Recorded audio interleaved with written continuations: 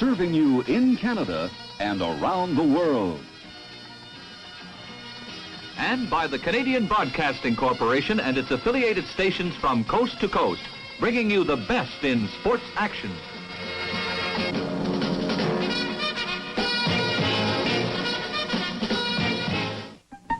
It's coming to CBC television. It's Sesame Street. Sally, you've never seen a street like Sesame Street. Everything happens here. You're going to love it. Sure he is. Hello, Big Bird. Oh, hi, Gordon. How are you? You know what I want you to do? I want you to meet Sally. Join Sally, all the kids, and the cast of Sesame Street this fall on CBC television. It's the program that teaches children of all ages all about life. It's informative, but first of all, it's entertaining. Slide down Sesame Street with the rest of the young people. Sesame Street. You'll find it on CBC television.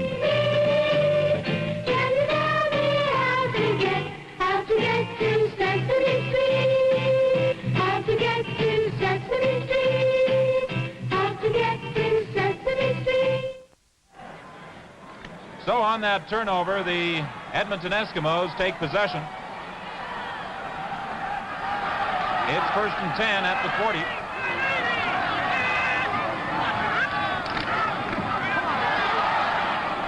The new fullback, R.C.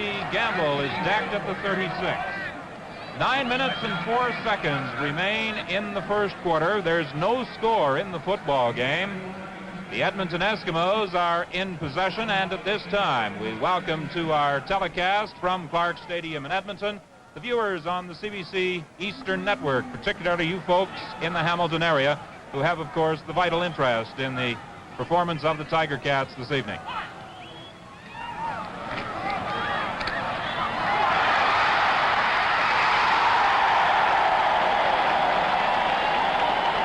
Henry King all the way to the 5-yard line, caught there by Mac Lamb.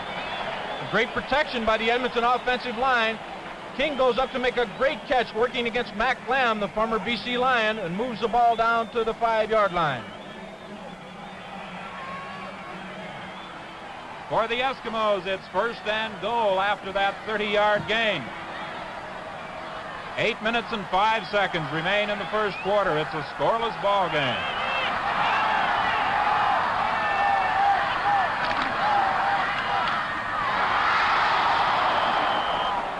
Jim Thomas was home free. All alone, it appeared that the Hamilton Tiger Cats dropped straight back. Thomas took 2 steps down the field and slanted outside. It looked like 6 points. Instead, it's 2nd and goal from the 5.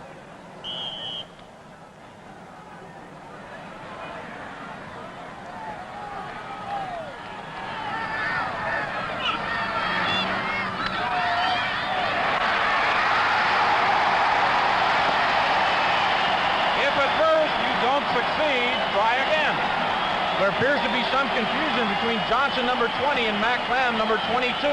They come right back with the same pattern. They're both covering the inside hook receiver as Jim Thomas puts the first 6 points on the board for the Edmonton Eskimos.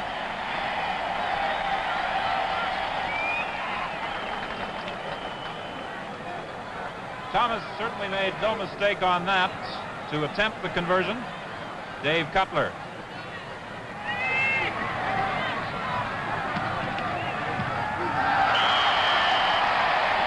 It's good.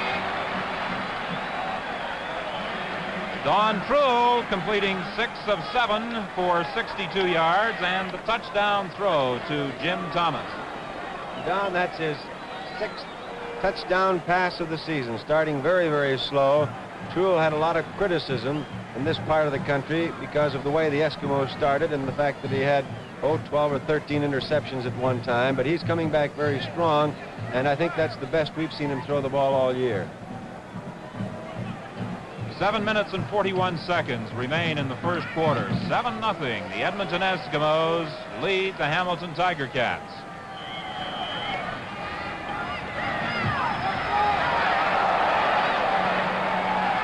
Buchanan takes it at the goal line. He stopped at the 24 by Roy Shatsko.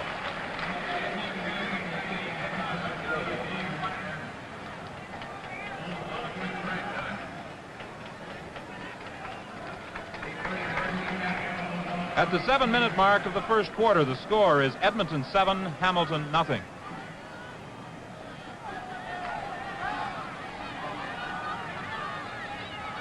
John Wide-Rainey, the Eskimos' defensive back, or safety, if you want to call it that, is having another great year on interceptions. So far, he has intercepted 9, which is just 2 short of the CFL record he co-holds with Don Southern. This is Wide-Rainey's, well, he had 11 last year.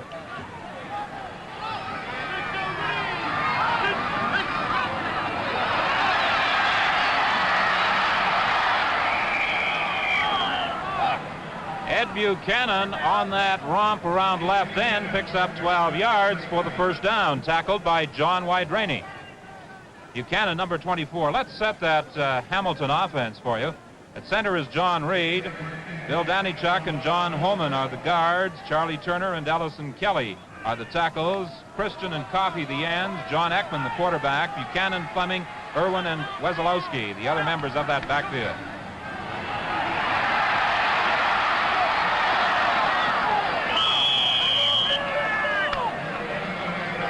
Good gain for Dave Fleming. Joe Hernandez made the tackle. Great block on the play by Tommy Joe Coffey to enable the Hamilton Tiger Cats to get that sweep around the corner. He wiped out 2 men, including Jerry Griffiths, the middle linebacker, number 33. Gain of 9 at 2nd and 1. Buchanan was across the 45, which would be a first down. He was then thrown back by John Legrone. His forward progress results in the first down at the 46.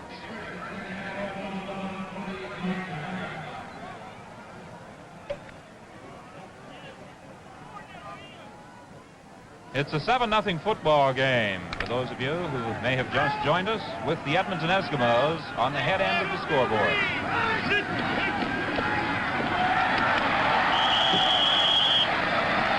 Wesolowski was caught by Ron Forwick. A gain of 3 at 2nd and 7. The ball rests at the 51. Correction, make that the 49. Come on, John! 5:31 remains in the first quarter.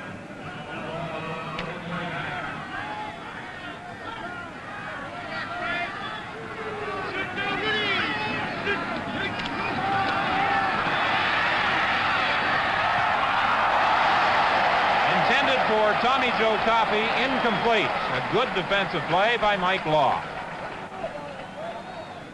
As Hamilton lines up with which would appear to be a punting situation, it was interesting talking to head coach Ray Yock of the Edmonton Eskimos prior to game time. I said that it looked that Zuger was going to be punting this evening, and in jest he said, we're going to put our break the other wrist punt rush on. So let's look for it. Dane Norrie is back with Dick Dupuis.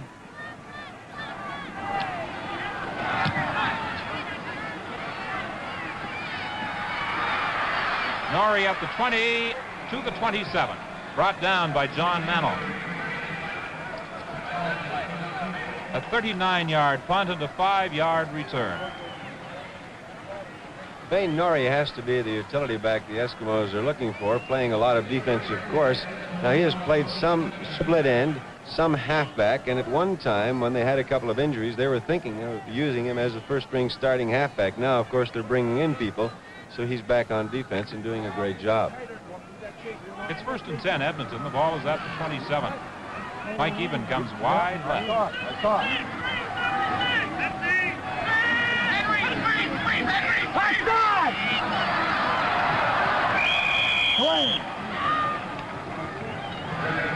Paul Johnson made the tackle on Terry Sworn. John Williams was also over for the Hamilton Tiger Cats. Defensively, the Ticats have Billy Ray Laughlin and Paul Schmidlin on the ends. John Barrow and Angelo Mosca are the tackles. Henry Sorrell, Alan Ray Aldridge, and Bob Krause are the linebackers. The defensive backs, John Williams, Paul Johnson, Garney Henley, Mac Lamb, and Ted Page.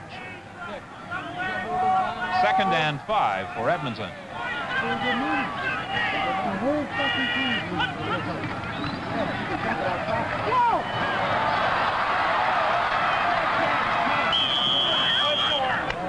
Ticats appeared to have that play pegged, and Terry Sworn was forced out. Back at the original line of scrimmage, it's a loss of 5.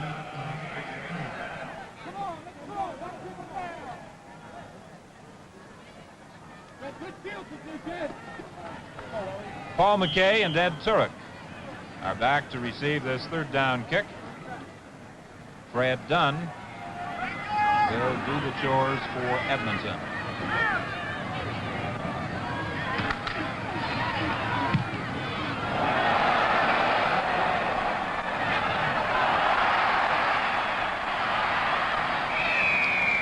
McKay is tackled at the 33 by Alan Ishii. A 51-yard kick, a 5-yard return. There's a timeout in the field with 3 minutes to play in the first quarter. The score is Edmonton 7 and Hamilton nothing.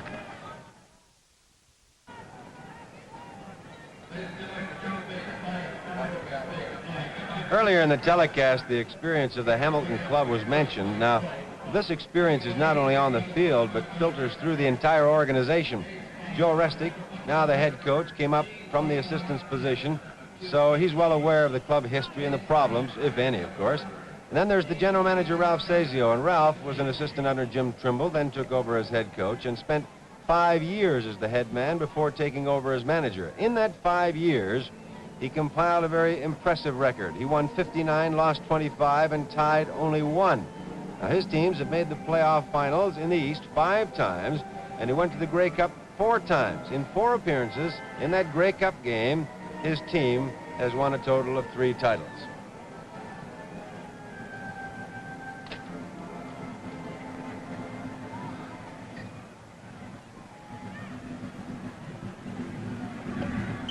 Ticats now will try to get that offense moving. 1st and 10 from their own 32. For most of this quarter, they've operated within their own end of the field.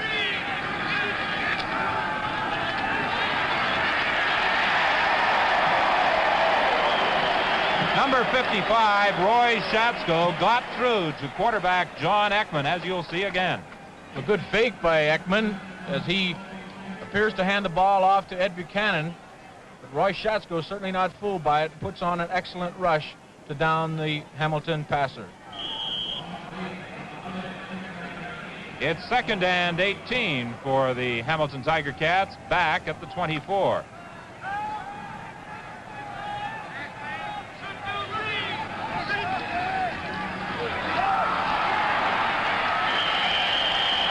They tried the draw play with Wesolowski, and Shatsko again came up with the tackle.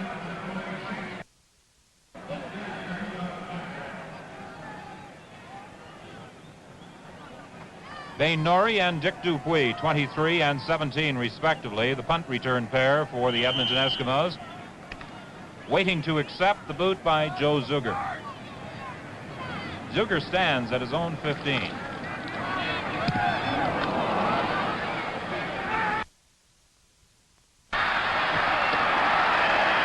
Dupuis brings it back to center field where Alan Ray Aldridge made the tackle. And again, the Edmonton Eskimos have good field position. Mike Law came very close to blocking that punt. It was a 44-yarder and a 9-yard return.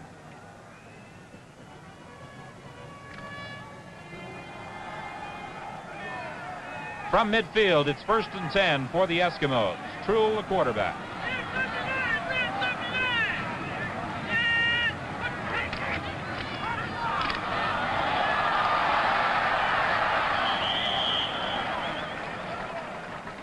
Jim Thomas, who scored the touchdown, is tackled by Alan Ray Aldridge.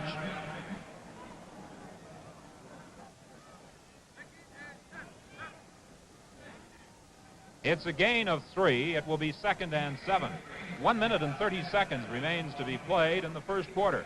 7-0. The Eskimos lead the Hamilton Tiger Cats.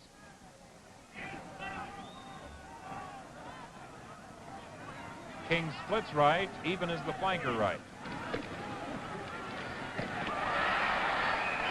He catches the football just short of the 45-yard line, which could result in a measurement. Bob Kraus made the tackle. And the 22,000-plus fans felt that his forward progress perhaps was closer to that 45-yard line than has been indicated by the officials in placing that ball just short of the 45. Norrie and King come out of the game for blocking Power. Molstad and Forwick go in. The Eskimos are gambling on third down.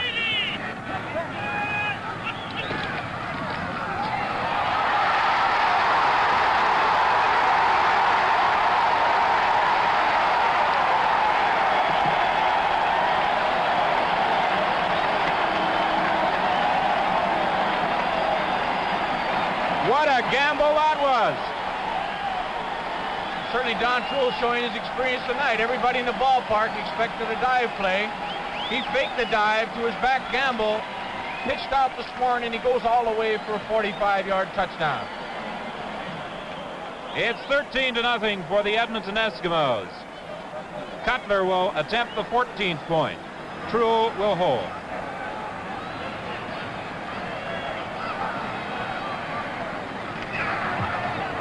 It's good. And with 42 seconds remaining in the ball game, or in the first quarter, it's 14-0 for the Edmonton Eskimos, leading the Hamilton Tiger Cats. You know, Don, there's been quite a bit of talk around the Edmonton area about the speed of a fellow like Terry Sworn and Bobby Thompson, who is the injured player with Saskatchewan. As a matter of fact, Joe Restic was talking about it, too. They would like to see a foot race between these two speedsters. They can really fly. Some have given the edge to Truhl, the others, of course, to Thompson, but it may be a pretty good setup race sometime. Ed Buchanan and John Williams to receive the kickoff by Dave Cutler. Williams takes it at the goal line.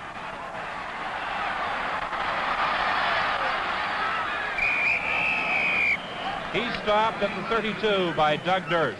A 64-yard kickoff, and 31 yards was the length of the return by John Williams. Pretty good indication of the offensive success of these two ball clubs. As pointed out in one statistic, Hamilton has only been able to convert 1 out of 4 second down plays.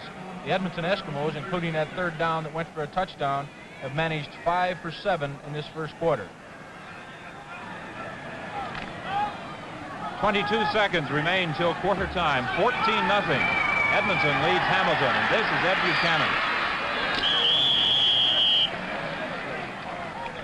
Number 61, Greg Pipes, if you're watching via the color set in the green and gold uniform, making the tackle on Ed Buchanan.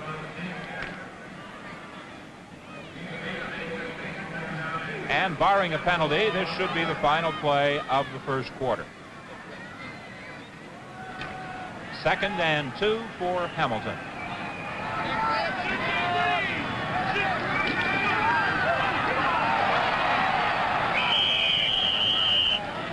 Dave Fleming has more than enough for the first down. The gun sounds to end the first quarter.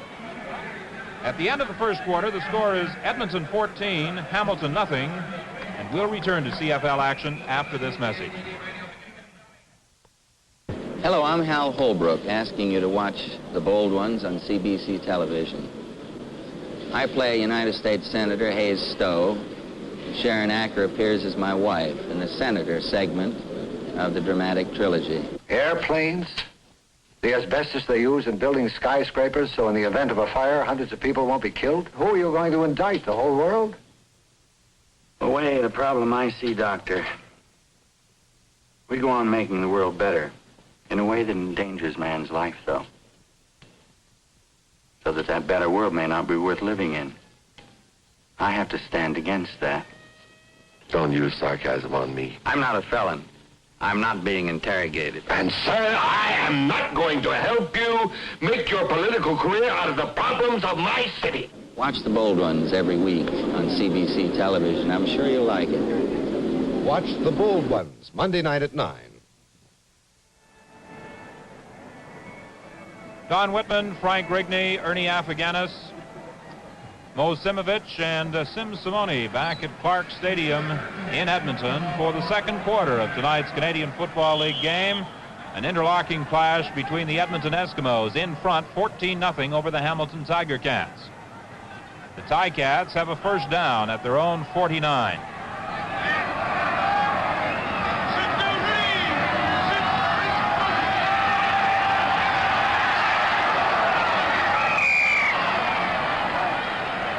It appeared to be aimed at Dick Wesolowski. It's incomplete. Greg Pipes was in on the quarterback, John Ekman. For many of the CFL fans who may be wondering, Joe Zuger, of course, suffered that broken wrist in the victory over the British Columbia Lions on Wednesday night. And while he is handling punting chores, is unavailable for quarterbacking duty. That's him, number 9. It's 2nd and 10.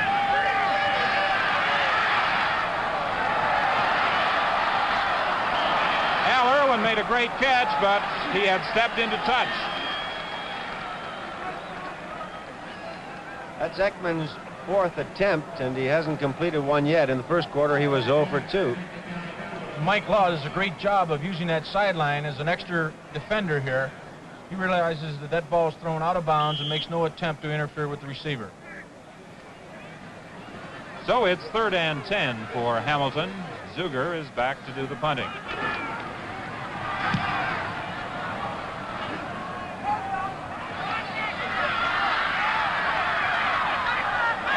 Dupuis is brought down at the 20-yard line. Gord Christian was the first man to make contact. That was a 48-yard punt, and for number 17, a 7-yard return.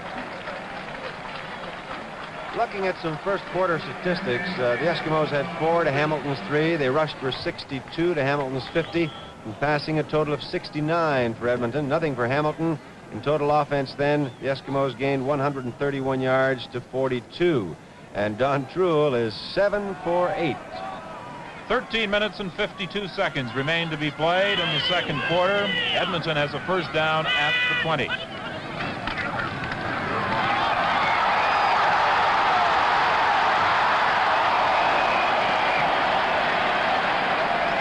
Jim Thomas came up with another great run to the delight of better than 22,000 people. Garney Henley made the tackle, a 24-yard gallop. The Edmonton ground game, which was virtually non-existent in the early stages of this season, has certainly blossomed tonight. They caught the Hamilton Tiger Cat defense in an overshift to the strong side of the field. You may have seen Mosca and Barrow move over right before that ball was snapped, creating that hole. 1st and 10, Edmonton from their own 43. Terry Sworn attempted to use his speed to get outside, but Teddy Page was having none of that. Number 15 made the tackle for Hamilton. At defensive unit for the Hamilton Tiger Cats, as Paul Schmidlin and Billy Ray Laughlin on the ends, Mosca and Barrow at tackle, Sorrell, Aldridge, and Krause at the linebacking spots, Williams, Johnson, Henley, Lamb, and Page in the backfield. It's 2nd and a little better than 10 for Edmonton. The attempted screen to Thomas is incomplete. It will be 3rd and 10. Schmidlin was applying tremendous pressure on quarterback Don Truel.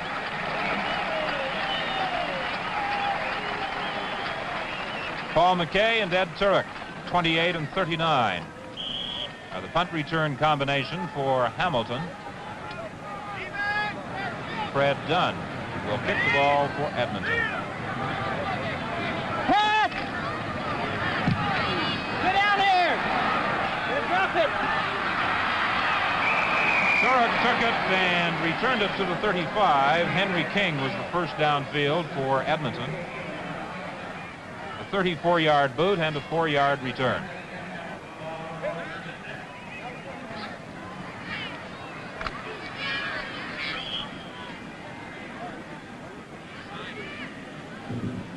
First and 10, Hamilton, the ball at the 36. They trail in the ball game 14-0. Touchdowns by Terry Sworn and Jim Thomas for Edmonton, both converted by Dave Cutler.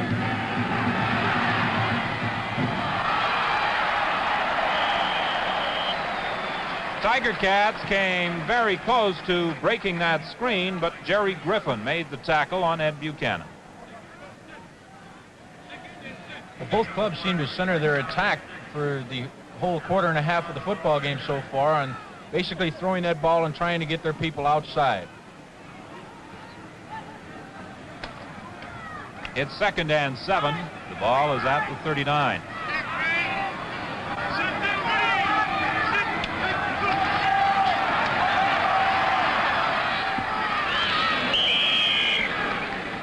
Edmonton fans have some fond recollections of the pass-catching ability of this fellow.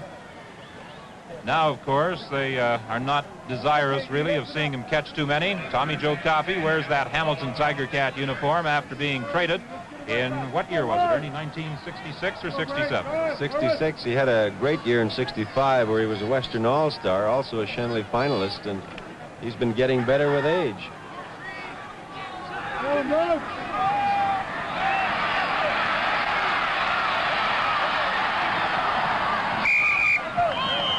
Dave Fleming is finally forced out on the far side of the field by Jim Henschel.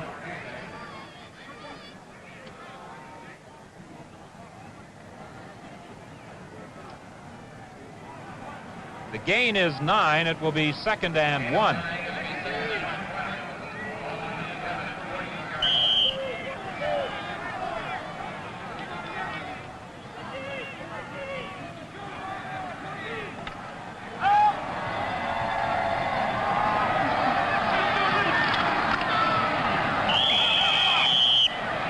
Ekman slipped as he moved into that line of scrimmage. John Legrone made the tackle. It's enough for the first down, however. And the Hamilton Tiger Cats will put it in play at the 46. There's a timeout in the field with 10 minutes to play in the second quarter. The score is Edmonton 14 and Hamilton nothing. Clickety-click, clickety-click. Romantic? Not to us. At CP Rail, that clickety-click is something we want to smooth out. That's why we're constantly checking those big steel wheels. We want them smooth. And it's why we make sure that every one of the 3,000 horses in this diesel engine is pulling its share of the load smoothly. And it's why we're installing rails that are almost a quarter of a mile long. That way, there are fewer joints to go clickety-click. The result is a smoother ride for you and your freight. At CP Rail, we're after constant improvement in our equipment, methods, and service. Improvement from the rail up.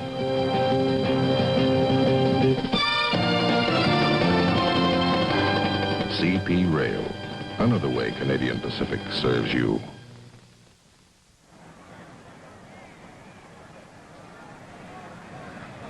It's 14-0, Edmonton leading Hamilton here at Clark Stadium in Edmonton. Tomorrow, 3 big games in the Canadian Football League. Toronto visits Calgary. Ottawa is in Montreal. And the Saskatchewan Roughriders go against the Winnipeg Blue Bombers in Winnipeg. Ekman coming from the bench with instructions from headman Joe Restick on this 1st and 10 play from the 46.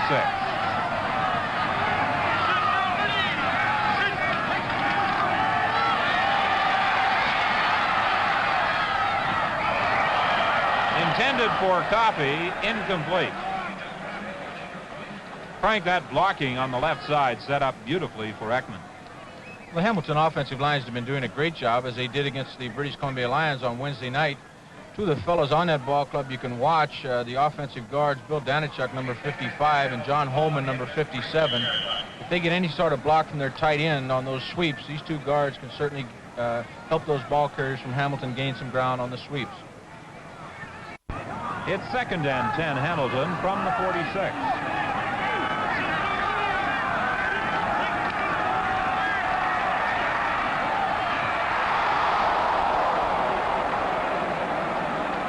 Dick Dupuis had a lot of open territory in front of him had he been able to hang on to that near interception. We've just been informed that the Edmonton Eskimos tonight have established an all-time attendance record with 23,061 people here in the park. That shatters the old mark of 22,700 set in 1967. This is Joe Zuger punting.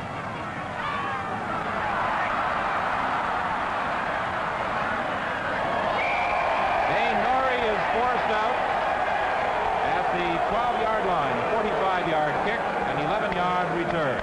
Ernie, the Edmonton Eskimos this year are well ahead of any previous year in attendance, particularly with that record crowd here tonight. Well, I think that the fact that they started quite slow led a lot of people to believe that maybe their crowds would dwindle, but they've been involved in several exciting football games. Now, of course, they're in playoff contention.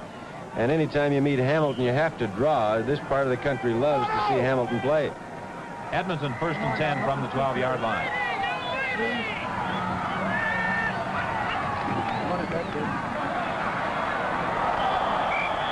Teddy Page came up to tackle Jim Thomas at the 5-yard stripe for a loss of 7.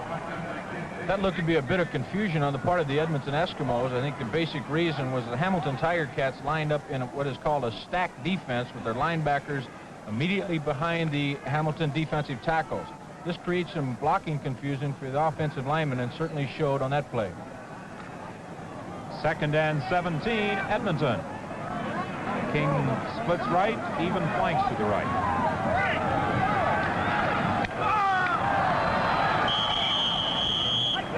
R.C. Gamble brought it back to the 10-yard line. It will be 3rd and 12. Billy Ray Laughlin made the tackle.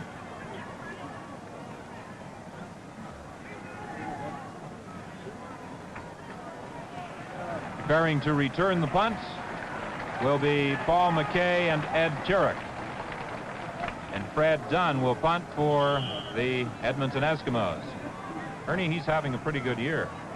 No question about it. This Drake University boy, actually a former Edmonton Husky, is coming into his own.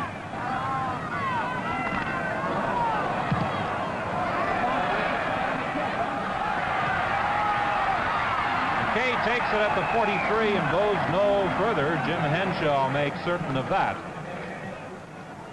A 35-yard kick by Dunn, but the Hamilton Tiger Cats enjoy pretty good field position.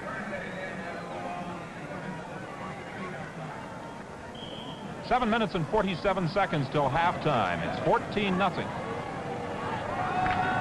The Edmonton Eskimos leading the Ticats, and Hamilton has the football, 1st and 10 at the 43.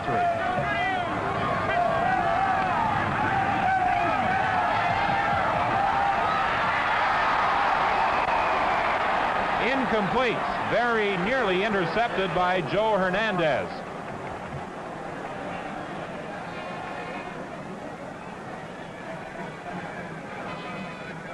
Great fake by quarterback Ekman on this play as he tries to hit Buchanan on an up pattern down the sideline, but Joe Hernandez wasn't fooled a bit.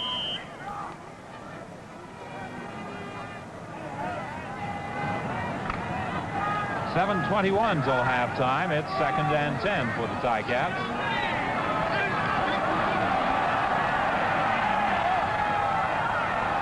Good catch by Gord Christian. Jerry Griffin made the tackle. It may be close to that 1st down. You saw that man in motion for Hamilton that time, and they're doing this quite often now, trying to run 4- and 5-man patterns on one side of the field, trying to break up that Edmonton zone defense, which they prefer. At the 7-minute mark of the 2nd quarter, the score is Edmonton 14 and Hamilton nothing. This quarter of Canadian professional football is being brought to you by Canadian Pacific.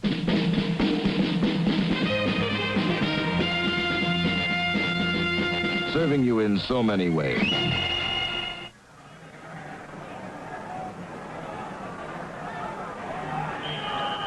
The measurement reveals it's 1 yard short of a 1st down.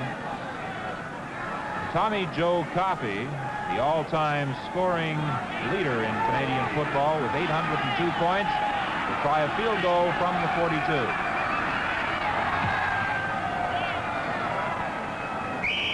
It's good. And that cuts the Edmonton advantage to 11 points.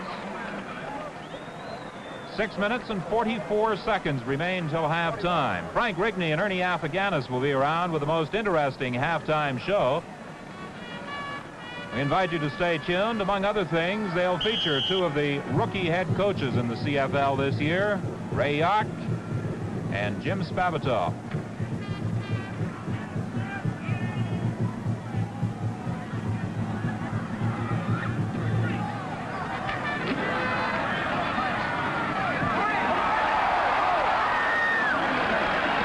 Mike Eben is brought down by Henry Sorrell at the 54-yard line. It's another Edmonton first down. If there's going to be a gap in that Hamilton defense in the dying minutes of this first half, it will be between the linebackers who are dropping out of there on pass protection and the deep backs. They're going back now 20, 25 yards on a deep zone coverage to try and prevent the big score. First and 10 from their own 53. The Eskimos put the ball.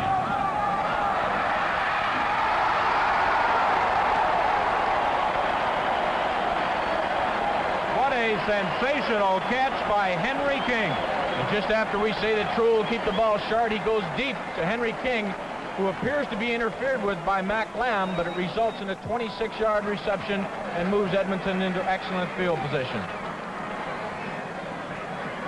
5:28 till halftime. First and 10, Edmonton, the ball at the 31 of the Ticats.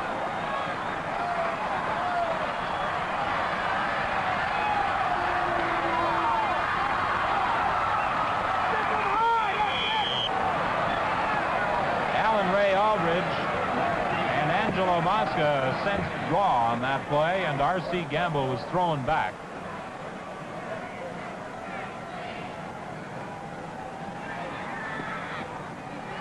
He picked up 1 yard. It will be 2nd and 9. Mosca, number 68, as pointed out at the start of our show by Frank Rigney, is enjoying an outstanding season.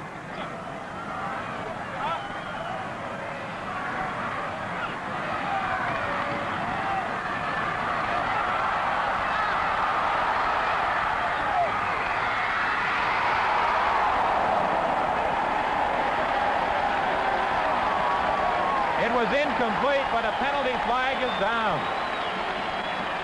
Ted Page and Mac Lamb were defending on Terry Sworn, who is still lying on the ground. Let's take a look at Big Angelo Mosca, the pro wrestler in the offseason. He takes a real shot at the offensive guard, number 51, Fritz Greenlee, and he's giving him a good introduction to Canadian football. 266 pounds, Angelo Mosca, a former Notre Dame star. 13 years in the Canadian Football League. And it appears that the star halfback of the Edmonton Eskimos may be injured, Terry Sworn, number 77.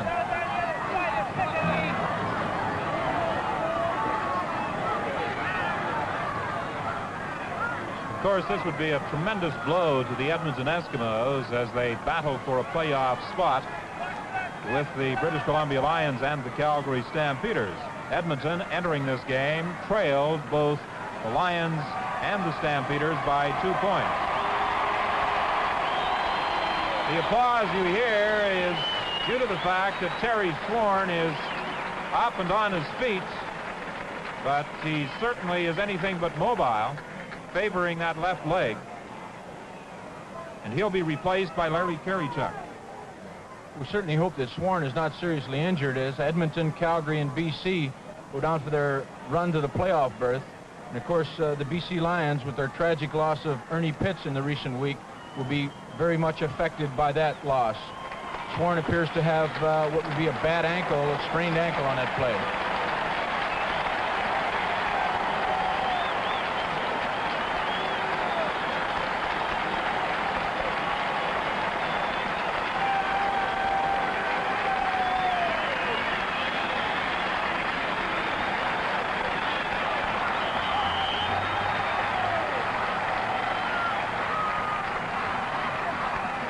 You can judge from the reaction of this record crowd that Sworn is the most popular individual of the Edmonton Eskimos.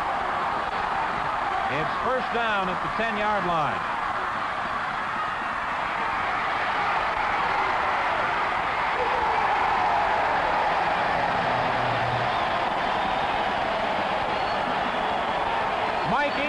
the touchdown. Mike even runs a great pattern here as we look at it. He runs a down and out pattern, but he comes back for the football, which all receivers are taught to do, and it results in a 6-point score for the Edmonton Eskimos. That was a 75-yard drive by Edmonton in 5 plays. 4 minutes and 7 seconds till halftime as Dave Cutler attempts the extra point.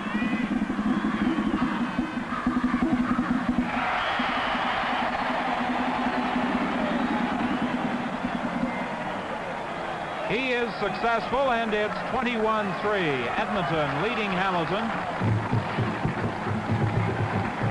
Thus far, a tremendous offensive display by the Eskimos.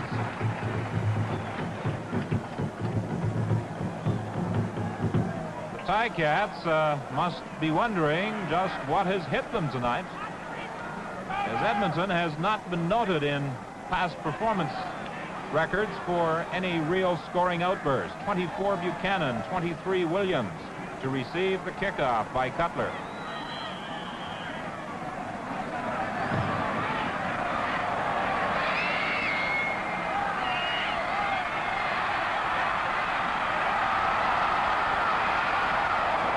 Williams came very close to busting that one all the way.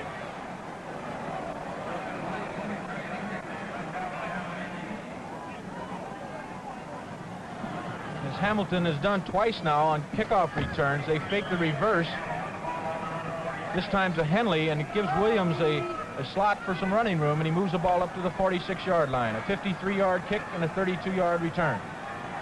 1st and 10 Hamilton from the 46.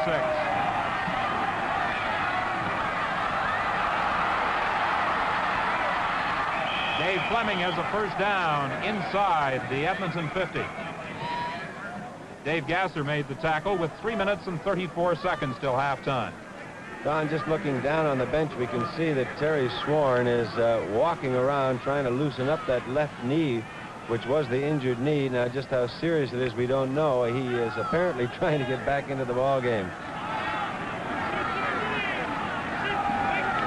From the 49, it's 1st and 10, Hamilton. Dave Fleming couldn't quite catch up with that football. He was in a foot race with Mike Law and John Wydraney, and he was winning it. But of course, to make it a successful battle, he needed the football in his possession.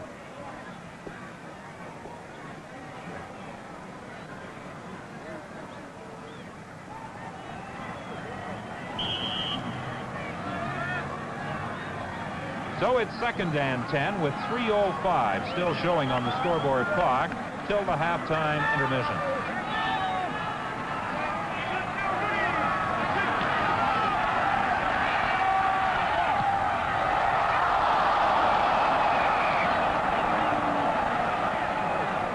There's a break for the Hamilton Tiger Cats as that ball was deflected to Dick Wesolowski. This seems to be the history of 1970 in the CFL. Tip passes that result in completions or interceptions. A big break for the Hamilton Tiger Cats, moving them down to almost the 30-yard line. There's a timeout on the field with 3 minutes to play in the second quarter. The score is Edmonton 21, Hamilton 3.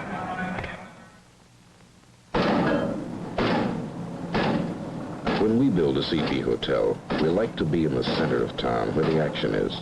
But more than that, we want our hotels to be unique, to give you some of the flavor of the cities you visit. For instance, who else will give you a tower room overlooking the St. Lawrence? Or has a permanent chorus line for your amusement? Or spreads a city below you and lets you watch it as your restaurant turns? Who else serves you with medieval grace but has your luggage picked up at the airport? Or serves tea on the terrace as you watch the ships come in? CP Hotels give you a unique taste of the places you visit in 12 locations across Canada. We plan it that way when we build our hotels. CP Hotels, another way Canadian Pacific serves you.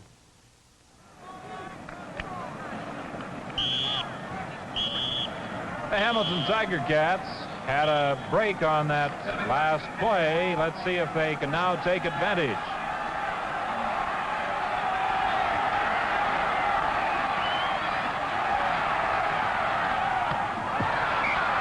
Ed Buchanan has a first down at the 15. Forced into touch by Jim Henschel. Once again, a bit of a fake and rollout action by John Ekman as they're flooding the right side of that Edmonton zone defense. A great pass by John Ekman, and Buchanan moves the ball down to about the 15. 2 minutes and 33 seconds till halftime. 21-3. Edmonton leads. Hamilton has a first down at the 15.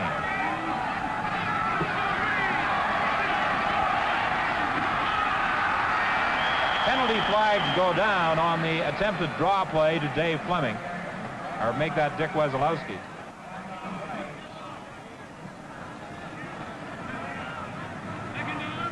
Don Barker, the head referee, the gentleman wearing the black cap, will give us the signal.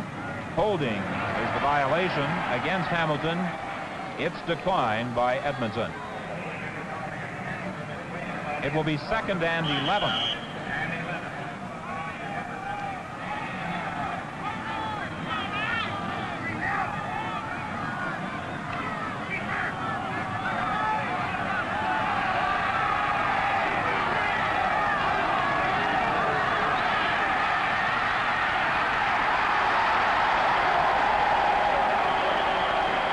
Roy Shatsko made the defensive play for Edmonton to catch John Ekman.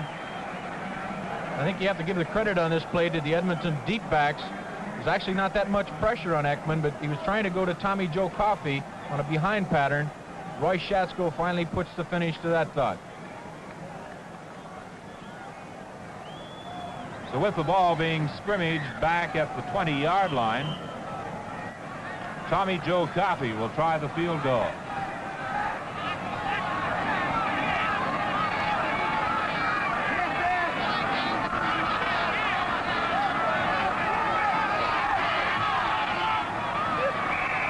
It's good. His second field goal of the game, adding to his all-time career total. He now has 808 points. And with 1:51 remaining in the first half, it's 21-6. The Edmonton Eskimos leading the Hamilton Tiger Cats.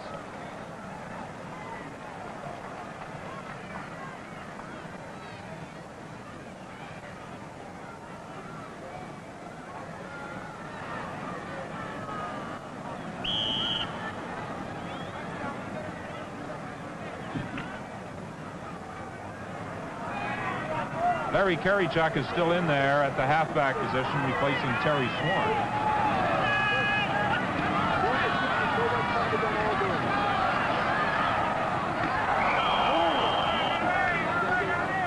Henry King, the intended receiver, was knocked away from the ball by Allison Ray Aldridge just after he had touched it, and he couldn't maintain his grip on the football.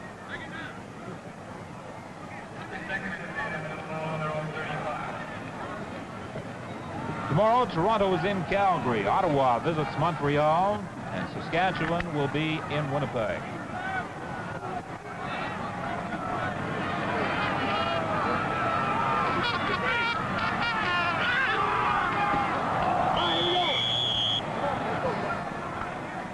The great veteran John Barrow made the tackle on R.C. Gamble. Barrow, number 61. You're most familiar with this fellow, Frank. He was here when you came into the league, and he's still around. What happened to you? I got out when the getting was good. Fred Dunn stands on the 20.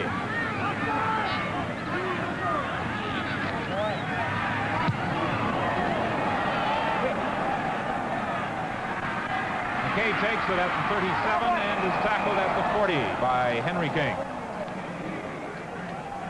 It's amazing when you mention John Barrow. He, along with Angelo Mosca, give the Hamilton Tiger Cats a total of 27 years service in the middle of that defensive line. These people may not move quite as quick as they used to, but nobody's going to fool them, and John does an excellent job of reading plays.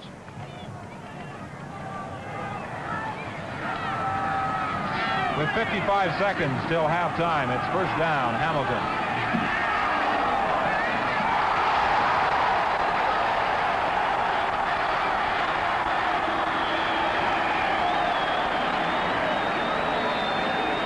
Dick Dupuy made a great interception. Al Irwin tackled Dupuy, number 17. Well, this has to be one of the truly great interceptions I've ever seen in the Canadian Football League. Once again, Ekman rolls out. He gets good pressure from John Legrone. And Dupuy goes up and makes a one-handed classic catch. There's still time, 40 seconds on the clock.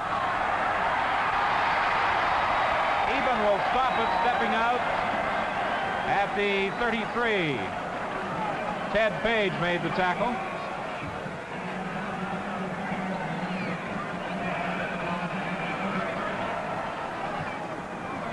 And 32 seconds still show till halftime. Ball is at the 34. It's 1st and 10, Edmonton. They lead 21-6.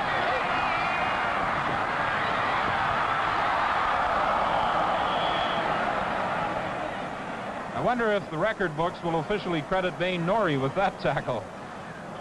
Don Truell, in attempting to maneuver, ran into Norrie, who was trying to block. Ray Yawk has done an exceptional job with this very young Edmonton team this year. He has 10 new people in his offensive lineup. With just 11 seconds remaining, Dave Cutler is sent into the ball game to attempt the field goal. Actually, Truell got an excellent protection tonight. I think you have to give again, as we did to the Edmonton defensive backs. The Hamilton Tiger Cat defensive backs had all the Eskimo receivers covered. His kick will come from the 47. It's good.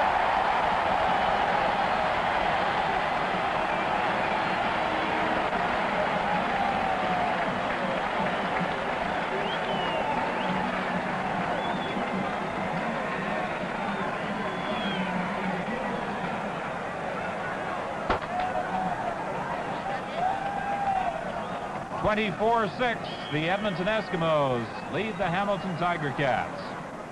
A 47-yard field goal by Dave Cutler.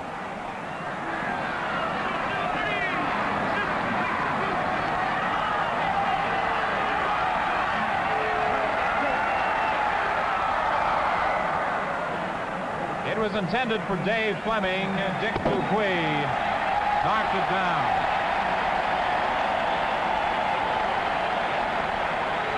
That's the end of the first half. The score is Edmonton 24, Hamilton 6, and we'll bring you our halftime show after this message. Turn on your world with CP Trucks. This is the world of CP Trucks, the Smith Transport world, the CP Express world, the CP Transport world. Here's our Smith Transport model. Rugged for the long haul.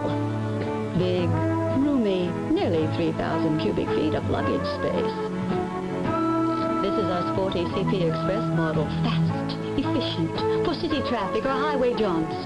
Comes with matching trailer. And now, our CP Transport model. This one has temperature control. You can keep it at any degree you want. These and many, many more models are available now at CP Truck Terminals coast to coast. Call us for a demonstration. Smith Transport, CP Express, CP Transport. Trucking, another way Canadian Pacific serves you. Well, that was quite a football game, at least the first half for the Edmonton Eskimos, but there's still 30 minutes of action remaining, and I'm sure the Hamilton Tiger Cats have a lot in store for the Eskimos when they come through. But, you know, on our previous telecasts, we showed you some of the rookie coaches in the CFL. Now, and we told you at that time that we'll be showing some more of them, and we have two rookie coaches out here in the West. Jim Spavital is out in Winnipeg, and of course Ray Yawk right here in Edmonton. Now, Ray Yawk came to the Bombers a long time ago, as a matter of fact, from the University of Iowa, where he was a star. And then he got hurt in a Grey Cup game in 1961. It ended his career. He went to the Winnipeg Rods, then to Iowa as an assistant, and now with Neil Armstrong, and of course joined the head coaching staff here this season, and he has been doing quite a job. Ray Yawk now in his rookie year as a head coach.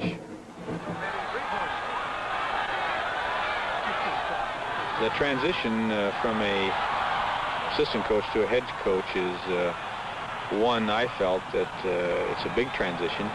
As an assistant coach, sometimes it's pretty easy to make rapid decisions and things, whereas at a head coach, I feel that you get more of the perspective, more of the repercussions, so to speak, more of the things that might happen, and I think that you find that you take a little more time in making some decisions. 11 and just put Thomas down there and hit him with it.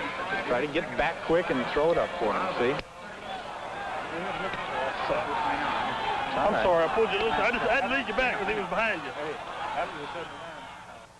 Well, I felt myself that I did change slightly in the fact that I slowed down my tempo a little bit, learned to try to read into people, to try to make the adjustments that were necessary to do the things in the best interest of the club. Man, the last one. You come up and play a 2 on the flat and let him stay deep, all right? He'll take the deep man, you take the short man. Number one, my job is to win football games. I'm really not interested in personality contests of being liked or disliked. I think that you have to, number one, look at the fact, how can you best win football games, and adjust your personality from there. I sleep at night very well. I found that sleeping at night really doesn't concern me that much, because I've always get a good night's sleep, and I feel that when I leave the football park, that's it. We've done our job during the daytime. We do our job at practice, and when you go home, rest, see the family, and then go back to work the next day. Forwick out there? Get out there, Herman. Okay, you okay? How's that leg? Yeah, I just soon keep you off that punt team, okay? The guy comes down on my leg. Yeah. Of course, you get a little mad once in a while, but I think that you still have to restrain your emotions that might affect your judgment in making the decisions that are necessary. All right, let's go. Your percentages, sometimes you want to throw on first down. You know, you got a better percentage, see? On the strong set, the over and under really looks good because the linebacker on the strong side goes way out, and there should be a hell of a hole there, see? Is there a blitz in, or did he just dump it? No, he just dumped it off. Might have been a Mac goal, see?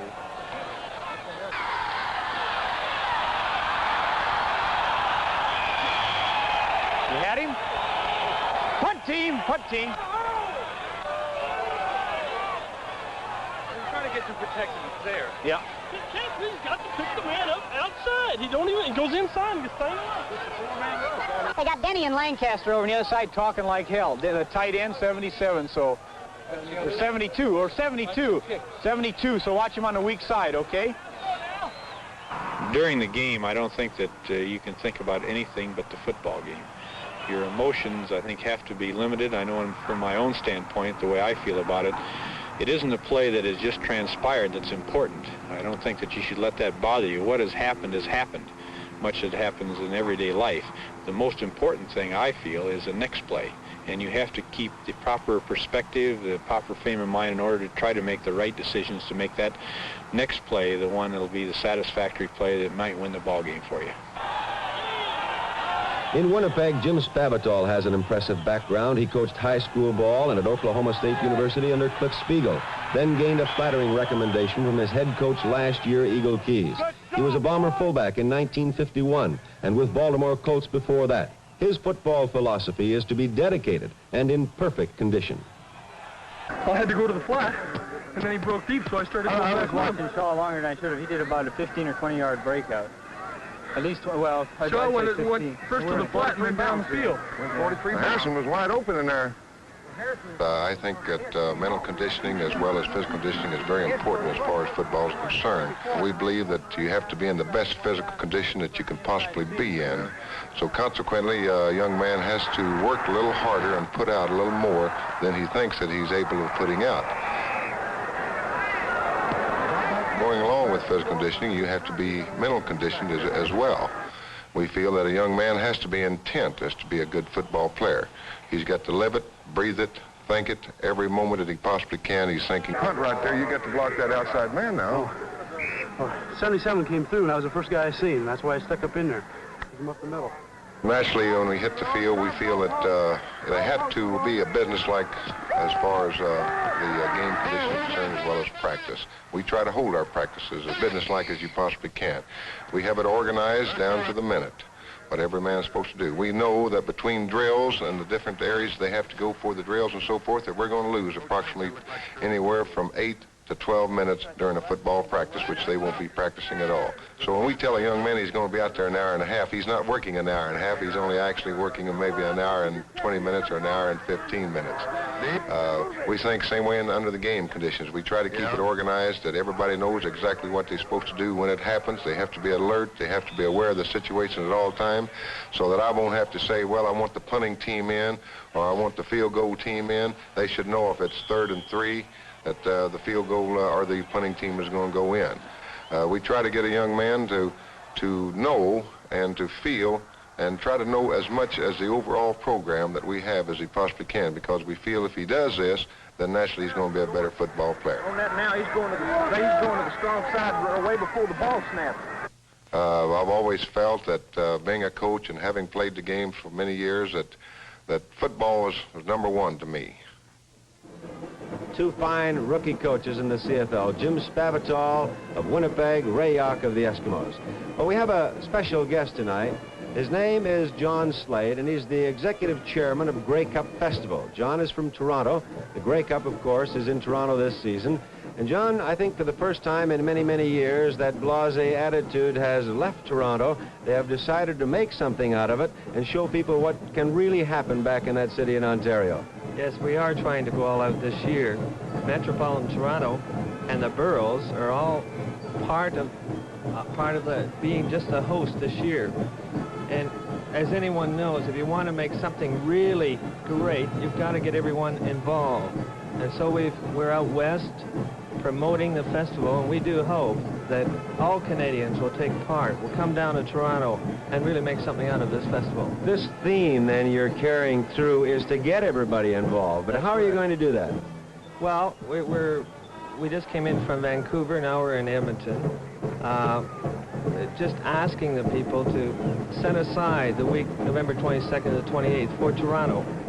You have, well, first of all, you're going to allow everyone in the Grey Cup pageant or the beauty contest itself. That's right. This is held at the Royal York. We have rock concerts. We have all types of bands from Guy Lombardo on down.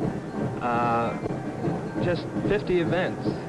Every day there's an event going on. We want people to enjoy themselves. I understand, too, that this year you're going to allow people to get out there and have some flapjacks on the corners. Toronto sponsored. That's right. That's right. Flapjacks, anything you want for breakfast. You're not promoting the game itself. You're really promoting the fact that the entire week is going to be a fun week. That's right. We want everyone, though, to come out to the game. What about the skating party that you have planned in your beautiful city hall? Right. Well, we've got dances and a skating party with the Miss Grey Cup contestants there. It's really going to be a great week. All right, John, I know that you're going to go across the country and promote this, and I know you're moving east from here. Lots of luck, and we'll see you during the Grey Cup Festival. Thanks very much. John Slade, who is the executive chairman of Grey Cup Festival. Well, a halftime score here is Edmonton 24 and Hamilton 6, and we'll